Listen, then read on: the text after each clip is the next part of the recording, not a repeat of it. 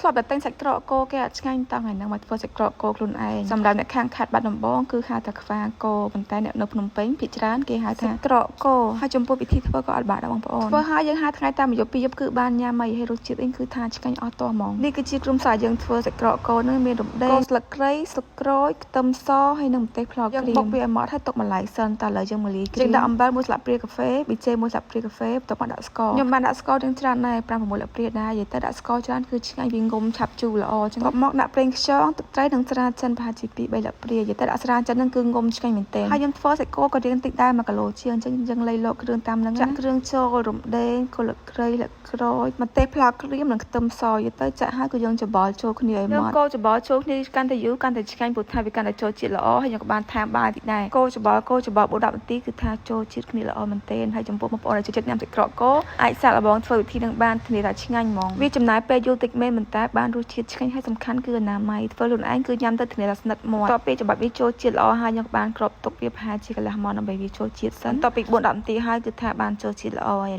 នេះដល់វគ្គវេទនីហើយនិយាយថាខ្ញុំឃើញគេញាក់នឹងស្រួលហើយស្រួលដល់ពេលដាក់ខ្លួនឯងមិនដឹងថាវេទនីប៉ុណ្ណានិយាយទៅដាក់អាមុខរបួសអក្រៅដាក់អក្រៅរបួសមុខគឺថាចង់កន្លះម៉ោងបន្ទាប់ពីដាក់ចូលហើយខ្ញុំក៏បានញាក់សាច់គោចូលនិយាយទៅញាក់ដាក់វាតាមក្រដប់ហ្នឹងគឺស្រួលញាក់មែនទែនដាក់ទៅវាពេញល្អខ្ញុំនេះភ្លេចខ្លួនថាញាក់នឹងពិបាកដល់ពេលញាក់ចូលឡើងច្រឡំដៃទៅច្បាច់សាច់គោនេះដល់ពេលងាកមកវិញអូយលេងក្រដប់ដល់ពេលហើយរបួសត្រូវញាក់សាមអីអូយក៏ទៅខ្លួនឯងសាមមែនទែនធ្វើម្ហូបឲ្យធ្វើសាច់ក្រកគោអត់បាក់អីគឺបាក់មកញាក់ដាក់កំប៉ុងចូលពោះវានឹងហ្មងគឺថាញាក់បំចូលចង់វិលមកដល់ពេលមកអង្គុយកាត់វីដេអូអង្គុយសាច់ខ្លួនឯងតាមិនក៏អញ្ចឹងខំញាក់ទាំងអីដល់ពេលឲ្យទៅប្រឡែងវិញតើឥឡូវចូលសាច់រឿងយើងវិញអញ្ចឹងដាក់វាញាក់ជាមួយនឹងក្រដប់ទឹកសុទ្ធអញ្ចឹងស្រួលជាងដាក់ជាមួយឈីឡាវនេះដោយសារតែយើងធ្វើញ៉ាំធម្មតាអញ្ចឹងយើងអត់មានម៉ាស៊ីនមានអីដើម្បីញាក់សាច់ដូចអ្នកលក់ទេអញ្ចឹងមានតែឆ្នៃអ្វីនៅក្នុងផ្ទះបានយើងឆ្នៃដាក់ទៅ